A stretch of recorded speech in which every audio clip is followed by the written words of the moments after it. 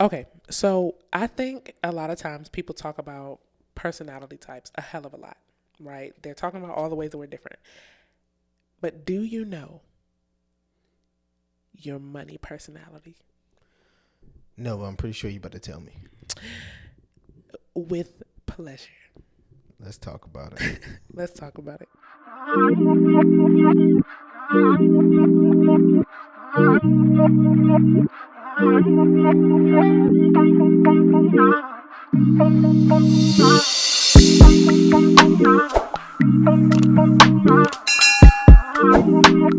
We're on vacation, and my mom gives me two books.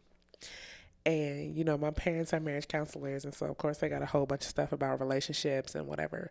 But she gave me two books, and they were both about money. One of them we already talked about, which was the 8 discussions that need to be discussed. I mean, for every couple or whatever. Yeah.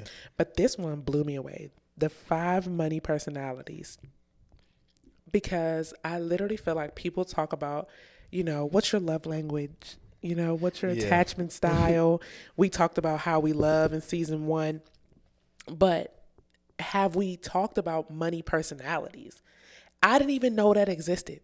I never knew a money personality was a thing. But it makes so much sense when we break this down. I mean, I think it's a game changer, not only for just like couples, but I think it's a game changer to really understand like who you are and how you deal with it. Because I think a lot of conversation, even we've had conversations in business that, there were issues around money based off of your personality though. You know what I mean? Yeah.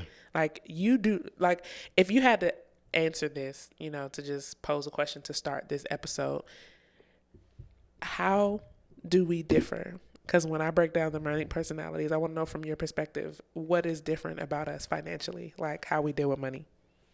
I think how we deal with money, I think you're an unconscious spender.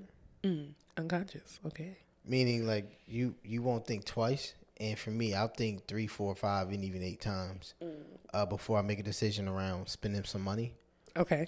I think I'm more long-term thinking around money, like and more intricate, like more so. I want to know the interest rate. I want to know everything, Yes. because I want to get the best deal possible. No, that makes sense. And you think I'm an unconscious spender. Yes. So you think I think just not at all. No, I don't think you don't think not at all. I think you just think less than I do about it. Like I think you would be completely okay with investing some money somewhere and not knowing all the facts. For me, I want to know all the facts. I want to know past performance. I want to know everything before I make that decision to invest my money somewhere or spend my money in a place. No, it's for you. I definitely think you'll be understandable. a lot quicker to make the decision. But I think opposites attract, and I think Correct. they make sense. And so, the point of I just really this conversation excites me the most because I really feel like it's something that a lot of people struggle with because they never understand why they're so different from their partner or from their friends or whatever financially. But it's just because we see it differently. And I think when you now know, it's all about self-awareness. We're talking about self-discovery. We're talking about self-improvement, but it's all about understanding those things so that you can articulate it properly and so that you can see people for who they are and what it is they need from you. Does that make sense? Yeah, it do. And so, welcome to the 5 money personalities. Because you are hype about this. No. I'm hype about it because we're completely different and we know that already. Yeah, we are. But yeah. it's different when you actually have words to put with it versus what the hell is wrong with you and why are you spending all the money? Yeah. You know what I mean? Or why I'm looking at you where I'm like, yo, why are we working so hard? Why are we creating so much, financial security for ourselves if we never gonna touch the money? It's stupid. You know what I'm saying? I think you've told me that before. Yes, like I will never forget. I will never forget. You know what I'm saying? You're talking about we're in a peak season in business, peak season in entrepreneurship, and literally I'm like, dude, I mean, how many more weeks are going to go by? How many more months are going to go by where you're literally saying, let's put 92% of our income into the savings account, which, I think on the back end, you don't, what, one of my mentors, he said this, he said, you got to make money. You got to make money and do right with your money so that when you need your money can do what it needs to do for you. Yeah. And 100%. so I that's why I think it's so important, because a lot of people we just have differences and we butt heads and we clash because we don't have words to make it make sense or to start to understand the person. And so like the purpose for this conversation isn't like to just point out flaws or anything like that. It's really to like create the conversation, one, because that's what we're here to do, is to create the conversation, but to help ourselves, help us understand ourselves better. Yeah. Right. And each other. Yeah. And each other, and the way that we think about and deal with money itself. Right. And so the 5 money personalities, it's a saver, a saver, Why a you spender, laugh? because He's going to save her laugh. Sorry. What is that? sorry, saver, no laugh. Trying not to laugh. Okay. A saver, a spender, a risk taker, a security seeker, and a flyer. A flyer. A flyer. If you heard those, right? Mm-hmm. What do you identify with first? Hearing those 5, I identify with saver and security seeker. Okay. Man. When I heard these, I definitely said those were you. Really? Okay. Yes. So you have a primary and you have a secondary. Okay. Your primary, as I break these down, right? Your primary is the one that you identify the most with, and your secondary is going to be the one that, it makes sense and it's close to me, but it ain't. It's like it ain't up there with the other one that's like directly me. Gotcha. Okay. What would you say I am? You already said I'm a spender. Yeah, I would just say that. Okay. I'm a spender. I know that. But the other one that I identify with, of course, was a risk taker. Yeah, so what's a risk taker? A flyer? No. A flyer is another one. There's Oh, five. risk taker is one. Yeah. Risk taker I forgot is about one. that one. Yeah, dang. That's you. Risk taker. I don't think more so the other one. Yeah, I don't as really think. much. I actually don't think Risk I'm a taker, for spender sure. for real. No, I don't. See, no, you don't have a spending habits. You don't spend a lot of money, No. but you'll risk some money in a heartbeat. My God, right? What is happening over here? And why are you right here being loud as hell? Oh my God. I think you'll definitely, you won't mind risking money. And here's my thing: it's not that just the risk, is that you don't have calculated risk. No, I don't think it's not having you're just calculated risky. risk. I think it's a plan. That's what I'm saying. That's calculation though. Like if you have a plan around what you're trying to do with this money, short term and the long term, Yeah. then it makes sense. But you be like, okay, I like that, or I see the potential in that. All right, I'm ready to invest into that. I'm more so like, how do we get the hell out of it? You know what I'm saying? Like, how do we But get out of this? again, and I think that's where, having, a two person household and having somebody to bounce that Ooh, are we? What am I about to cuss so hard? You was about to cuss hard as jacks. And it literally was so unnecessary. But to have somebody to bounce it off of, to like have those conversations. Like I even have friends that are like that. Like I have friends that are heavy spenders. I have friends that are risk takers. I have friends that are super savers, or, we have friends that are like, oh no, me and Malcolm are the same. And it's my female friends that are always you. I'm always like the guy. Really? That's crazy. 'Cause, that's surprising that the women are more so with my mentality. It depends on the couple around though. Money. It does. And the man is on the other side. I don't think so. It depends on the couple, and that's with everything. Nobody's the same. Everybody's not the same. Whatever. But here we go. All right. The first one is the saver. Okay. So the way I'm gonna break this down, I'm gonna talk about the characteristics. Okay. And then I'm gonna talk about what they need to be aware of. What are the flaws to that personality, right? Okay. So the first one is the saver. Let's dissect this. Malcolm Garrison.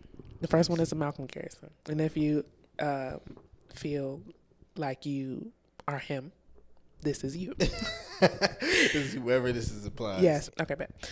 So the saver. Here are the characteristics. They get a genuine rush from saving money. They love it. Like a harder one? I mean, do you get a hard on for money being in the bank account? No, but I like to see it. I like to see it.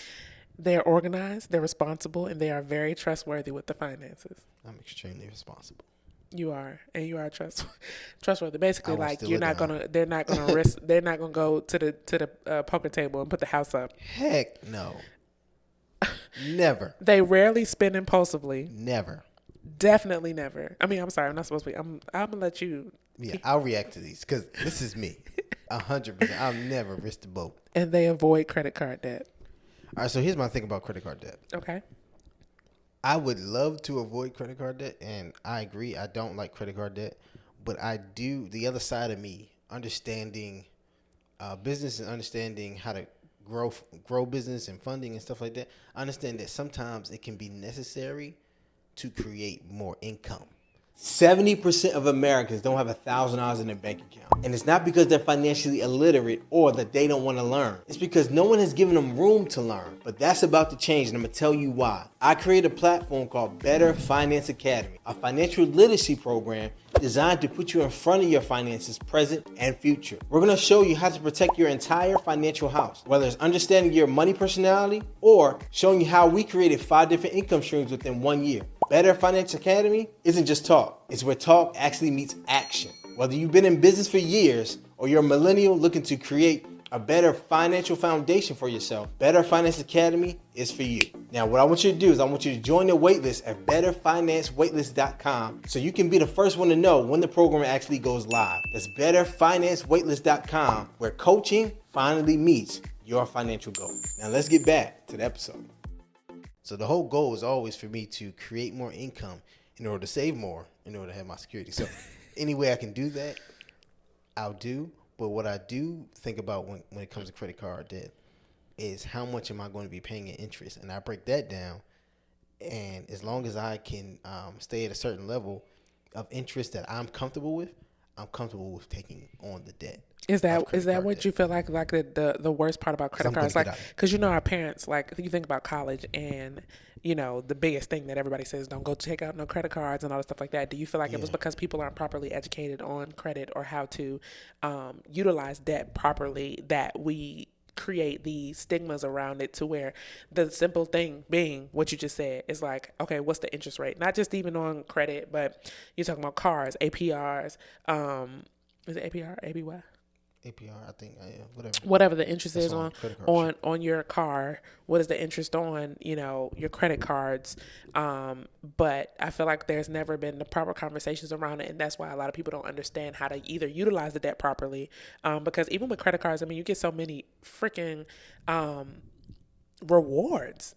Yeah, you do. I think to your question, yes, I think that is part of the trauma within black people in the community, is that we've been taught that debt is a bad thing. Credit card debt is the worst thing in the world. And some of it is true. The only thing that's true about it is your discipline around money and how you spend your money and replace the debt. Not replace the debt, but pay your debt off. Mm-hmm. And I think our parents probably wasn't educated on how to do it, that they got themselves in a whirlwind of debt that they couldn't control.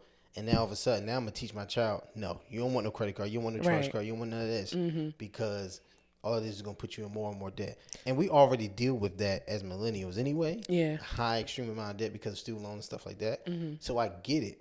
But if you're not educated around money and how to use it, other people's money, OPM, for your benefit, then yes, you are going to feel like that. Well, is that because also, like, the thing I think with our parents is what you said, like, is payments. Mm-hmm. Sometimes people look at payments like it's cheaper, like you don't pay. You know what I'm saying? Like, it was like, remember what you mean? All right, we was at the store and the guy told us that this thing that we were about to buy for the podcast was like, oh, okay, cool, it's $500, or you can get a credit card and it was like 5 payments. It's like, why would I do that when I have the money to pay for it? You know what I'm saying? Right. Whereas, like, sometimes you'll look at that like it's instead of spending $500, I can spend $125 today, and I can hold on to that. Like, you don't have to pay. Yeah, you have to pay eventually. You may pay even more depending on if they hit you with an interest rate. Correct. And so that's what I feel like our parents, like, they were the payment people. Like, you know what I'm saying? Like, everything. it's 1,500 easy payments of $2. Like, what the hell is that? Why would I 1,500? How I see it is, if I can't buy it twice, I shouldn't buy it outright. I definitely shouldn't finance it, and I shouldn't buy it. unless you're talking about like a car note, like you have to have a car. You have to be able to live. Right. Yeah. So what you need to be negotiating then is more so what am I going to be paying over time? Yeah. More so, but yeah. So yeah, that's the saver. Those are the characteristics, but here are some of the flaws that they have. They're a joy stealer.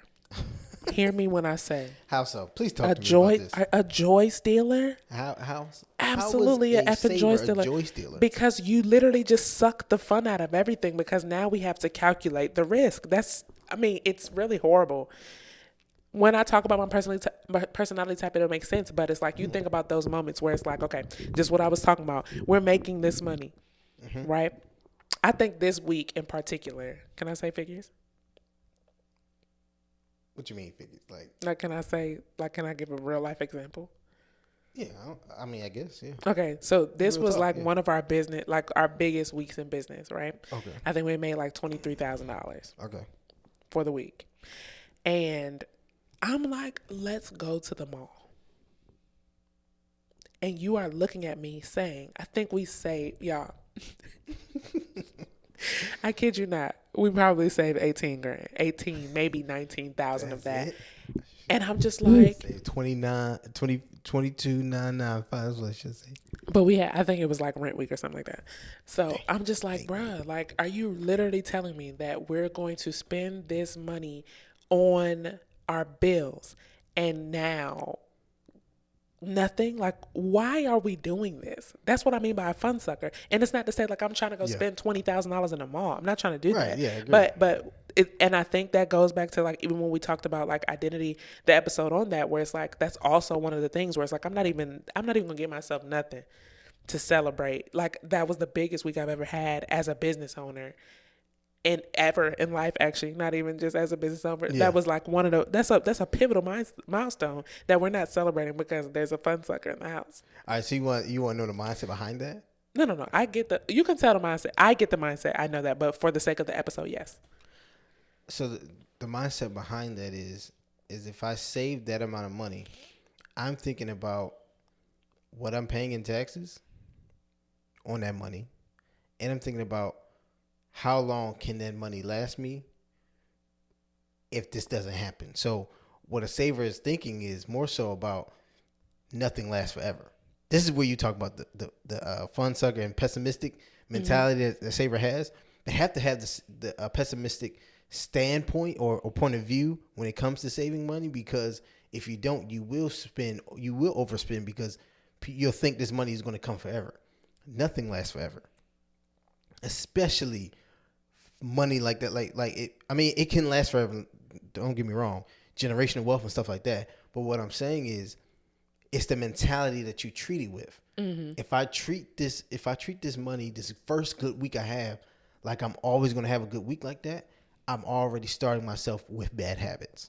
No, I understand that because I do know, there was a period of time, even when I worked, for the government, when I worked for the government at 18 years old, right? Mm-hmm. At 18 years old, my very first job, I never had I didn't do fast food. I didn't work at like Rainbow or nothing like that. I never did retail. I started at the government.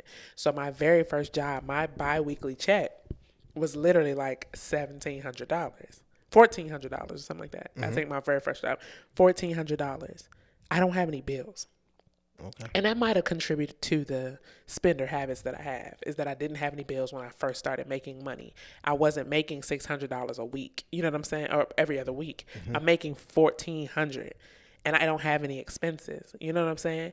And so now I'm in a position where I'm literally allotting myself $500-$600 just to spend. Yeah. I tell my friends, no, don't worry about it. We can go out to eat. I got it. I'm good. We good. We good. You know what I'm saying? I got you. Because I had the money. Right. And so I think it's like it's knowing that I have it. Especially if you work. If you work a 9 to 5, as long as I keep showing up to this jump, I'm going to get my check. I'll come again. You know what I'm saying? And so I think what happened with me as an entrepreneurship is that because I had come from a corporate space, I'm used to money definitely continuously being what it is. Yeah. But then coming from a corporate to now going to entrepreneurship when that ain't the case, Right. everything changed, where it's like I get it too, and understand it. And I'm not saying it in a bad way, but it is a No, fun no. sucker because you do have those moments where you just want to be, you just want to celebrate the fact Right. that I've done this, or the fact that I got it and I can do it. And sometimes, and I'll say, like, even those moments for me where it was like I got it, so I'm gonna do it. Right.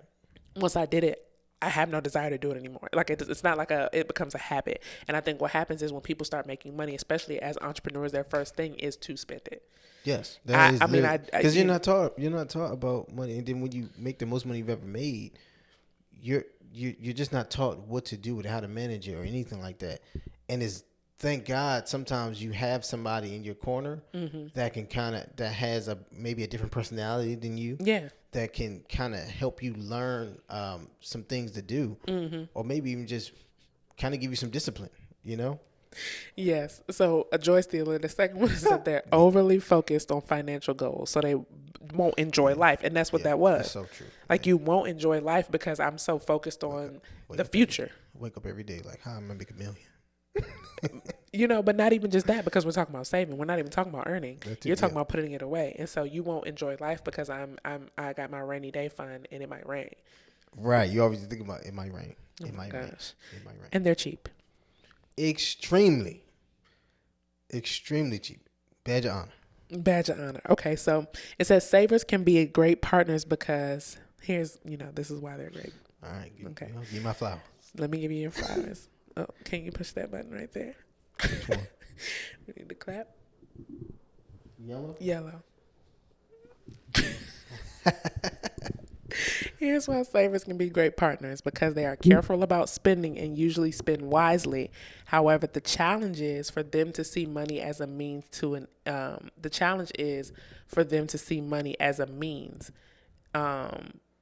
to an end, not an end itself. Say it one more time. Okay. So savers can be great partners because they are careful about spending and usually spend wisely. The challenge is for them to see money as a means to an end and not an end. Oh, gotcha. Itself. I got you. Yeah. Money's just a tool. See this. Correct. Yeah. So welcome to our savers. Welcome. Yes, it's okay. We love you guys. I appreciate it because it has helped me. And I've never. The crazy thing is, as much as I was a spender, I was also a saver. No, definitely you can like save. I do not play about saving. You can save. It's the other stuff. No, it's a happy medium. I have a balance. Yeah. But saving isn't my primary. That's not your. It's not my secondary either. Yeah. Jesus. So the next one is a spender. The spender's characteristics are they live in a moment. Are you reacting for me too? I am. All right. They live in the moment. They love to buy things for other people. I 100%. love to give. I love an opportunity. I love a birthday. I love a baby shower. I love a you just had a baby. I love you just started a business. You just got a new. I love it. Mm-hmm. Even if it's just a card. Legit. I get a thrill. I'm saying I now. We spenders get a thrill from purchases. Why though? To walk me through this. Walk me through the mindset of getting a thrill for a purchase. Because for me, when I make a purchase, I'm like, dang, I just depleted my security blanket. You know what I'm saying? I'm like, dang, should I have bought that? I'm contemplating like, yeah, no. Was it worth it? Was it worth the money? The thing about being a spender is like you just don't think about it. It's not a thing. Like money. Like I can go to Target. Mm-hmm. If I go and honestly, women know. You know what's funny? Remember the other day I asked you, I was on your phone and you didn't have the Amazon app. Yeah. And I thought that was the funniest thing because men always talk about women ordering from Amazon all the time. And when I saw that you didn't have the app at all, I was like, why don't you have the Amazon app? What I need the app for? And that's so crazy. But because I think that really is a testament to like sex, like male and female, of what they like. But I think as a spender, like if I walk into Target, I might have went there to get diapers. Okay. When you walk into Target, they put this $5 section at the front for you to walk through, where it's just little knickknacks and cute little stuff like this. You know what I'm saying? $5. Then I'm going to go through the baby section, and to start the baby section, I'm going to go through the clothes to get to the diapers. Once I get through the diapers, I'm going to probably go look through the home section. I might get a little toy, might get some new plates for the baby. And then I'm going to go through the home section, look at towels. and then I'm gonna go grab a bottle of Which lime, is too much. probably like kombucha or something like that. I'm gonna find some kind of random thing, maybe some cups. Oh, we might have needed some laundry detergent too since I'm out. I'm gonna get some air Since I'm fresheners. out. Okay. But it's like, and then when I get to the register, only reason I'm going to think about how much I spent is because I'm going to think about what you're going to say about it. So But it's that just whole not. entire time you hadn't thought about me at all. You hadn't thought about what I was. Yeah, no, because it's only about how much it costs. Because if I go to the register and it only costs me about $50, I don't really care. But when it comes to the register and it's at $250, I'm like, oh shit. I didn't mean That's Target for you. Target to definitely get you. But you know what I'm saying? Like, it's just not a thing. Like, you're not thinking about it. That's just what it is. Like, if I see a course that I want to take or an ebook, it's $47. My thought is to get it. It's not to ask. No, It's the not thing is, to. you don't need to add. I think. It's just so here. Let me read you Okay. let me read you the be aware of these things. Okay. We're impulse buyers. 100%. Yeah, that's what it is. We're impulse buyers. So it's just like, if we were around in the infomercial age, oh my gosh. My God, they would get you Yes. every day. Yes. I mean, I'm like the person that sees those the ads that people put for their e-commerce stores. That's like a juice squisher where you could put a fruit in the middle and just squeeze it and it'll make you pomegranate juice. I need that. And you don't. I do. We're impulse buyers. We can't differentiate between wants and needs. Because our response is always, I need it. Yeah, I agree. And you're like, you don't need it. I really want it, but I need it because I need it. No, you need it because you saw it. Y'all like kids. If I saw it, now I want it. It's like, yes.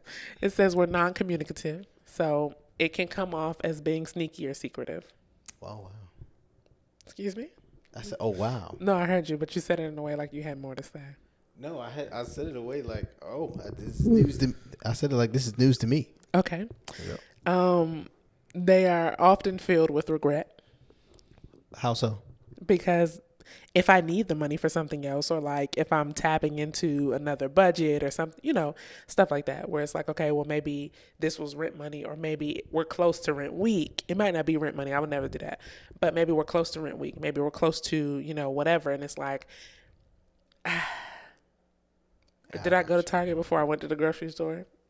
Gotcha. And now I'm going to pull from the Malcolm money pot to go get the groceries when I spent the grocery money at Target.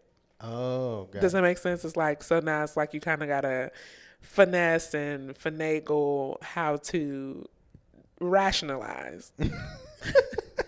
Okay. Why? But at the end of the day, then you still go home and you don't care. Like, it's just, Yeah. it just is what it is. Like, I literally, it's, Yeah, it is what it is. that's the habits of a spender. We're a budget breaker. That was the next one. We're budget breakers. Budget breaker. And that's why budgeting has always been so hard for me, is because I know. No.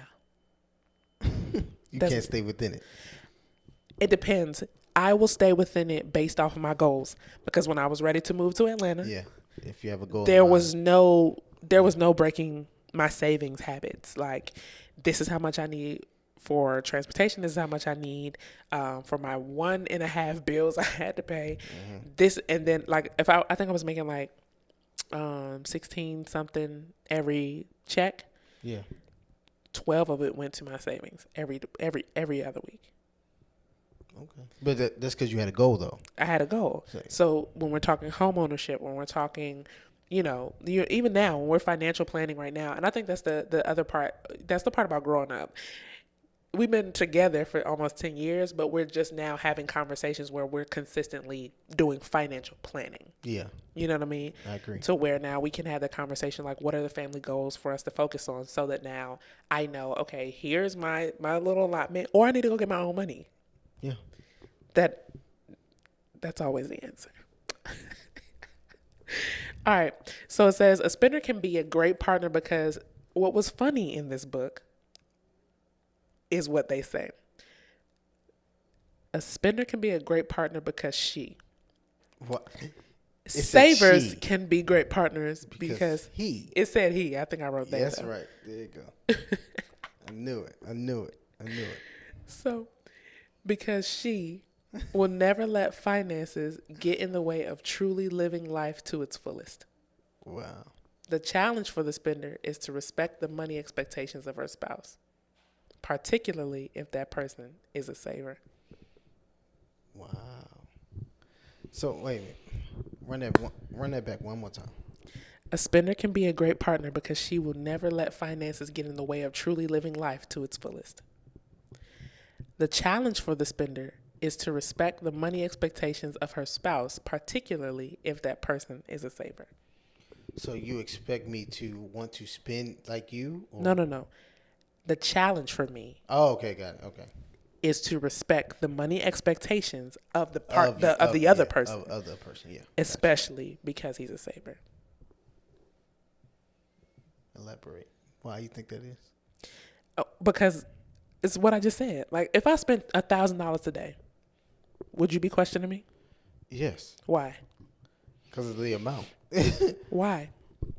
Because it definitely wasn't in the budget. That's the exact answer. Gotcha. Is so if I spent $1,000, I got to answer for that because that's not in your expectation for our finances right now. Wow. Okay, I got you. So it would cause more. It would definitely cause problems. Because that, but it's understand. It's like, but I would be curious to know, of course, these are snippets. This is like literally probably like 7 pages worth of this book as a whole. Mm-hmm. But I think these are important to talk about because a lot of people don't know that they even exist. And so I say that to say, the interesting part is I'd be curious to know how the saver starts to transition when they're married to a saver, or you're with a saver, or your even business partners. Is your business partner a saver? You know what I'm saying? Yeah. And they make great for great people because they're willing to do what needs to be done. I agree with that. But sometimes they're fearless. Yes, that's the thing. They're fearless. So where you may be timid, they are completely on go. Mm-hmm. So that is I think a positive. Yes, there has to be a happy medium. I think that's where compromise, really has to start happening. Yeah, I agree. So here's the risk taker. This is my primary. My primary was a risk taker, and we'll drop the actual link to take the quiz in the show notes so that you can take it for real. Because it's not enough to really listen. You want to take the quiz because it's gonna be crazy. Because I think we did it, mm-hmm. and you were definitely a saver and a security seeker and a saver. Mm-hmm. The risk takers. These are big picture people. Everything is amazing, people. It's all gonna work out. It's all gonna make sense. And when it happens, when this hits, I am. Malcolm knows me to know. Like, I'm out here. I'm gonna send you 6-month projections, 2-year projections. Literally. Here's the amount from this investment of this amount. By the end of the year, in 11 months, it's going to be this amount of money, and then. Oh my gosh, it's off to the races, and I got you projections for the next 2 years. Rich. Like, oh my gosh. We're not concerned about the details or the hows. We move fast on opportunities.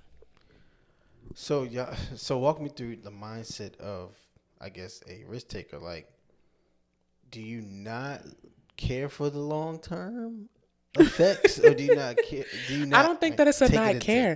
I don't think it's a not care, but sometimes you have to seize your opportunity. You have to seize your moment. I can't imagine if I didn't move to Atlanta at the time that I did. I can't imagine if you know what I'm saying? Because everything started in my life. Everything escalated in my life when I moved to Atlanta. I don't think that happens if I'm staying secure at my job. Yeah, I think there's a brilliance in a risk taker. Like, there's a certain brilliance, meaning they're so unapologetic and goal oriented, mm-hmm. that it doesn't matter what the risk is, I'm willing to take it. Yes, and that, I think, is what brings so much success sometimes, especially people in business and stuff like mm-hmm. that. Like, that can bring so much success because you don't think twice. You're like, I'm doing this. And that is a genius in it. Mm-hmm. I think my issue with it, or my issue with a risk taker, is that they'll jump off the ledge without taking all the proper precautions or think about all the different outcomes before actually taking the Well, risk. the point of the risk is to see the positive in it. It's not about, that's what it says. It says we don't think about the details of how, and we move fast on opportunities. The next one is that we get a rush from trying new stuff. Because the thing is, the people that we watch that don't try new things are the shoulda, coulda, woulda people. That makes sense. They're typically shoulda, coulda, woulda people where it's like, dang, I had an opportunity and I thought too much. Yeah, no, but but to challenge that is that somebody can be a risk taker, but they can be somebody that they're going to dot every I, they cross every T, and that's okay. But the risk taker that's also a dot crosser, ier, and tier yeah. is the one that probably gets a different position. When you think about stuff like timing, especially in businesses, right? When you think about timing, if somebody told you, like especially from the network marketing perspective, right? When we joined our company, when I joined the company at the beginning, right? My mentor sent me the video. I saw the vision, I saw the value, and I said, let's do it. Mm-hmm. Right? There were other people that had been working with him way longer than I had that thought about it. Yeah. And that changed and determined positioning to where they were in the business.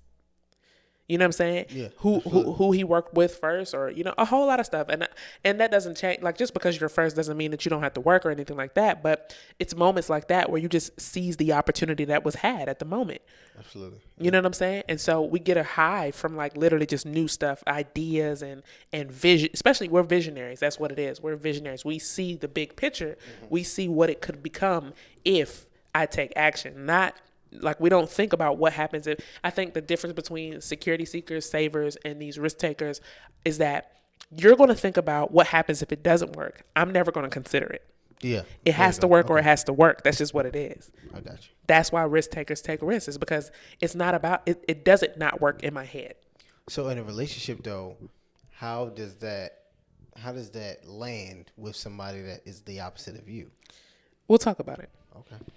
We love finding the next adventure. No idea is too big. No risk is too big. We get excited just from possibility. Mm-hmm. And so I think it balances the people out. You know what I'm saying? Because this is me. This is how I know this is me. Because they said it's the one that's like you. This is me. I thrive off of what is going to come. Mm-hmm. If I take action though. I can't consider anything that I'm not going to do. You know what I'm saying? The thought of not doing it, I won't say it's FOMO, but I can just see the vision so much that it's like, why would I not? And what will not happen? What am I more? It's also, what am I risking to not do it? Yeah, I think that's what balances out so well. Mm-hmm. Is that I need that at times. I need that risky mentality. I need that risk taker mentality at times. And when I get out of that, you're in it. You know what I'm saying? And we can kind of bring our powers together. Yeah. To make, I think, some of the best decisions we've ever made. And I think we make, great decisions thus far. And that's why I said it's not to talk about the downfall. It's not to call out faults. Yeah. It's to talk about the differences and talk about how they work together and why they become superpowers, especially in relationships, business partnerships, and stuff like that. But what happens is people don't know it, so you can't articulate that. And then you have arguments and conversations around stuff, but they're not able to really understand like why you used to look at me as if like, yo, you just careless with the shit. Yeah, we used to get into it. We used to get into it all the time. And I'm just like, why are you, like, do you not understand? Do you not believe? You have no vision for your life, no expectations? It used to piss me off that you thought I was so, and I think we were kind of misunderstanding each other. Mm-hmm. You were thinking I was so pessimistic, and no, I was more so like, I'm willing to take the risk, but I'm not willing to take it without X, Y, and Z, or thinking this all the way through. And it was just my way of processing risk. And I think we used to bump heads with that because I'm like, she think I'm being negative. No, I'm not being negative. I understand. Everything's gonna be great. It's gonna work out. Everything's gonna work out. Yeah, absolutely, buddy. It's going to work out. It is going to work But it's out. going It to work always, out because I set it up to work out. You know what I'm saying? That's how correct. And but this is what makes this conversation so valuable, and people having it and understanding it and recognizing these things, because now that you do, you can really make it make sense. Like, hey, I understand that you see the vision. I understand the vision too. I love it. Yeah. But for me to feel comfortable with this, these are the things I need to know. That's a different conversation than saying, that shit don't make sense. Yeah, I agree. You know what I mean? And there's a different way for me to say, hey, listen, it's going to be great. It's going to make sense. It's going to work out. Everything's going to work out. But because like now, this is what I always come to you with numbers, because I know that's what you need. Yeah. Yeah. You know what I'm saying? Mm-hmm. And so now I can come to you with both my vision, but I can give you the numbers so that you can now make the decision to yourself or be comfortable and confident in what's about to take place. Correct. You know what I mean? Like, literally, we're talking about it right now. This is definitely coming out after that. We're talking about it right now where I'm like, if this is what I do, if this is what I can produce, if this is how many clients I can get, if this is how many speeches I can book, speaking opportunities I can book, and this is how many clients I can have 1 hour, or if I up my prices to these are the things that I can do to create this level of income. I think you're like my dad. You're literally like Lord. My dad. My dad has always said, my dad's only thing for us growing up, besides saving your money and not spending it all, was always create a plan. Mm-hmm. So that's why I'm a risk taker, but I always have something to go with it. It's never an exit strategy. Right. But it's always a plan with it. Yeah, I got it. Okay. To get to it and get through it, but I don't know how to get out of it. Get out of it, yeah. That's my current working on that. And it says we listen to our gut. 100%, I agree. And we're not afraid to actually make a decision. Like, we're not going to just sit on it and just, it's not the thought of it and okay, let me think. I'm not a think about it person. It's okay. Let's go. But we have to be aware of that we're blinded by possibility. So what does that mean? Does that mean that you're I can be so high off of what could be that I do miss all the details. That you miss, yeah. You missed okay, I get you. Lacks reason. Okay. Easily resented. By who? The other person. The other person, easily resented. Wow. I don't think sometimes with crypto, but yeah. Here's the thing. What? Here's the thing. I think when you're new to investing, especially if we grew up in families that the only investing I think I know of from my parents is from their 401ks. Mm-hmm. You know what I mean? Like job security investing, not actual, here's an opportunity investing, right? And you could probably say the same, right? Yeah. Well, except for that one thing that we just hope pops off one day. Jesus, hopefully. But even when we met, babe, I've been like this our whole life. Because when you told me about that one investment that your family was in, and I could have just mooched off you and said, one day we're going to be rich. I said, how do I get some? Yeah, but I was telling you in order for you to get some. But understand that I didn't do no research. I didn't do nothing. I didn't look it up. Yeah. I had the money and I bought it. Just took my word for it. Because I'm a risk taker. Yeah. Does that make sense? And so, the thing is, when you grow up in a household, I think, where you don't see that and you don't have those conversations, the only thing you miss is the exit strategy. Or you don't know, okay, well, is it especially being new to investing, especially because our intro to investing was Forex and crypto, mm-hmm. is that you get high off of the thrill of, well, if it can go here, it can go there. Mm-hmm. And you don't get absolutely comfortable with, I just made 20 grand. Exactly. I'm up $20,000. I'm up $10,000. I'm up $7,000. I'm up $200. Yeah. And you're literally just looking at, like, you're just greedy. And if it can do that, it can do this. And if it can do that, then you see the moon. So every single investment opportunity to you is literally the promise. Your first million. Yeah. It's going to be, the one that's going to be $20 million. I'm up 20,000. Don't take profit. Then you get mad when that 20,000 ain't even what you put in. And so, that's one of those things, like the lacking reason and easily resented, but we're impatient and we're insensitive. Mm. And so it says a risk taker can be a great spouse because it's crazy that it was written. Because she. It's crazy. And I And think that ladies, do you think that men let's talk about do this. you think that men would be more savers and security seekers because you are the one who has to provide? Yes, I think that is mainly why men are the security seekers and the savers, because we're thinking always from a long-term standpoint, especially when it comes to money. We are thinking maybe a generation ahead, or not even go a generation. We're thinking 10, 20 years ahead. Like, okay, not just what'll feel good right now, what'll make me look dope right now, and all this. No, what the heck is this going to do or affect me 10 years from now or 20 years from now if I don't save this or I don't invest this into the right place? If I do spend this, what is that going to do for my family? So we take that mentality on, and like I told you in the episode, what was it, last season? Mm-hmm. Is that men have a long-term mindset, women have a short-term mindset. Mm-hmm. Meaning that y'all don't typically care about the aftermath of something. You want what you want right now. Yes. And whatever you do, you're going to get it. And you don't really think about, okay, if I do this, what's the result of this? Mm-hmm. And will I like that result? Mm. We think about, okay, this is going to do X, Y, Z to this or to that. Okay, I don't think I want to do that, because long term, I'm not gonna want to deal with it, or I'm not gonna want to, or this is gonna have an effect on my family. Yeah. That's how we are thinking. So we are naturally going to be somebody that's looking for security, or looking to secure our family in some form or fashion. And I think that's understandable. But I think it's your genetic makeup, though. 100%. But that's why I think the book was even written this way, saying that the security seeker the risk taker and the spender are both she.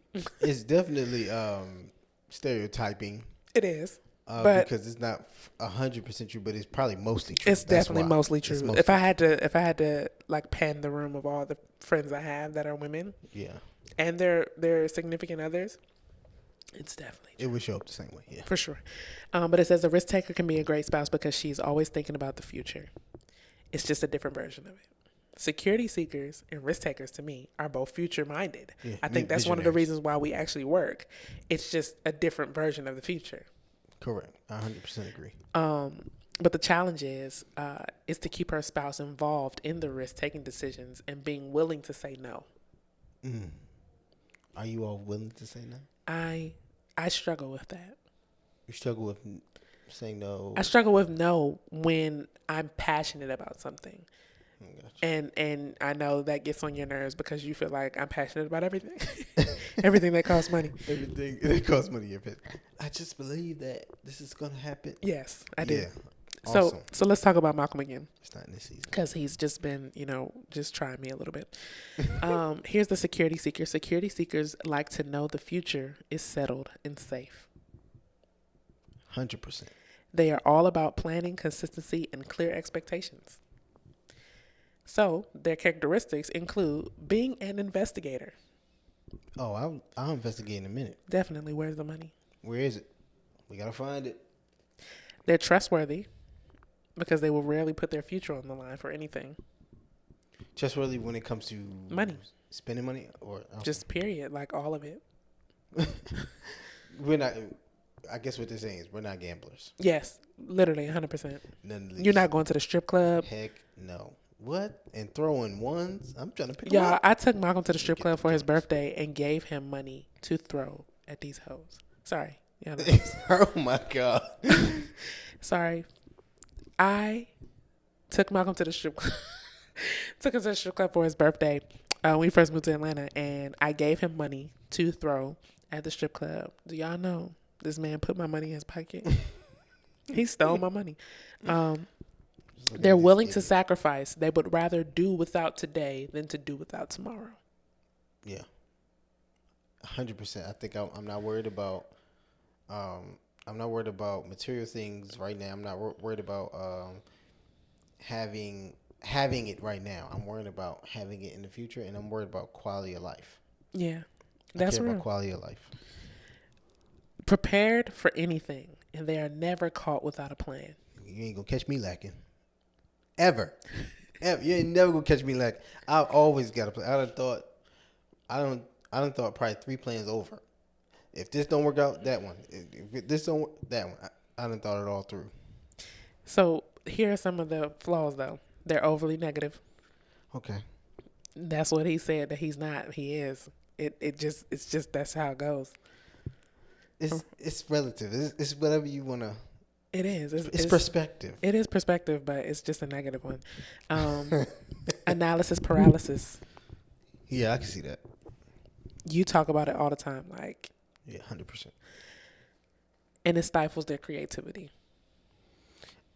What worrying about money? Mm-hmm. Like stifles the creativity. Worrying about the future with that money. Yeah. Like, cause I can't do anything that's outside of this box because it would jeopardize my future. So I guess that's part of the not taking risks. The downside of not taking risks, like a risk taker. Mm-hmm.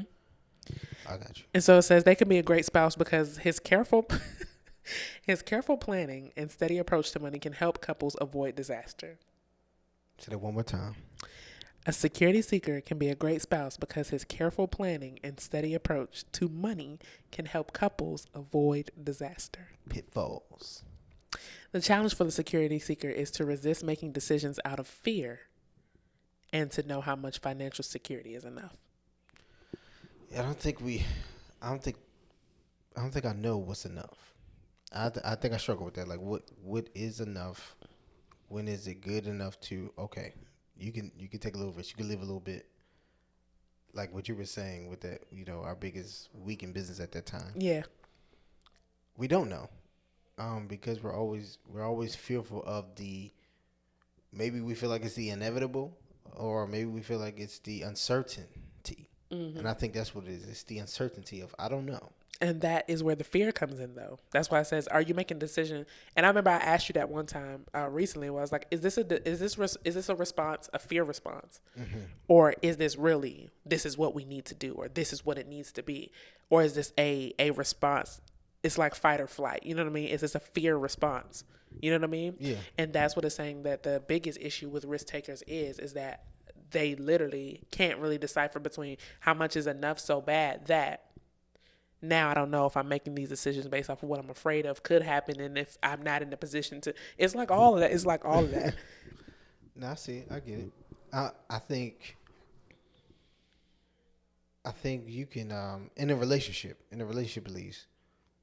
I think it could set off some issues, meaning communication wise. They probably don't communicate their fear or what they're thinking in that moment, and they may come out as closed off or cold when it comes to like this. It's just a hard no, or it's just this and that. Yeah, it is what it is. I think that can cause some issues in a relationship. No, I agree.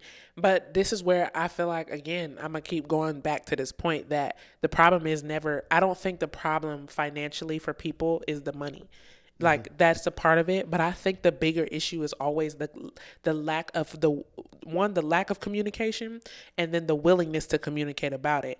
Because I feel like you can get around all this stuff. Maybe you don't know the direct name for your personality type, but I feel like over time you can get to a point where, okay, this is just what it is. Yeah. Hey, I love that you're a visionary, but this is what I need to feel comfortable.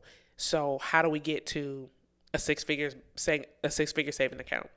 Yeah. Because I think now when you start setting those milestones with a person like myself, that's not a saver, but you are. When we started talking about stuff like that, like, hey, here's our goal. Let's do this. Then I was less reluctant to spend.